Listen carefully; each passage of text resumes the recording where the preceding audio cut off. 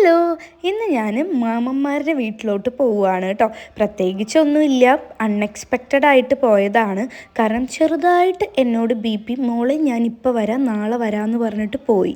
അതുകൊണ്ട് തന്നെ ഒന്ന് റിലാക്സ് ആവാനൊക്കെ ആയിട്ട് പോയതാണ്.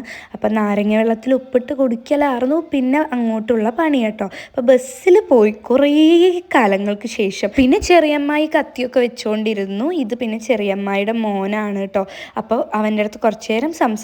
എല്ലാവരും ഉറക്കമില്ലാതെ, കാരണം അവിടുത്തെ അമ്പലത്തിലത്തെ പരിപാടിയാണ്, ഒന്നിനും ഉറക്കമില്ലാതെ എല്ലാവരുടെയും മുഖം ഭയങ്കര ടയേർഡായിരുന്നു. വൈകുന്നേരം അമ്പലത്തിലോട്ട് പോയട്ടോ. ഈ കൈകെട്ടി നിന്ന് പഞ്ചാരി മേളം ആസ്വദിക്കുന്നതാണ് എൻ്റെ മൂത്ത അമ്മാവൻ കേട്ടോ. ആളുടെ ഫേസ് എനിക്ക് കിട്ടിയില്ല.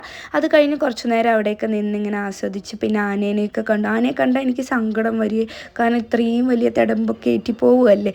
അത് കഴിഞ്ഞിട്ട് വീണ്ടും പഞ്ചാരി മേളം ആസ്വദിച്ചു കൊണ്ടിരിക്കുന്നതാണ് എൻ്റെ മൂത്ത അമ്മായി കേട്ടോ. അപ്പോൾ അത്രയേ ഉള്ളൂ. നെക്സ്റ്റ് വീഡിയോയിൽ കാണുന്നവരെ ടാറ്റാ ബൈ.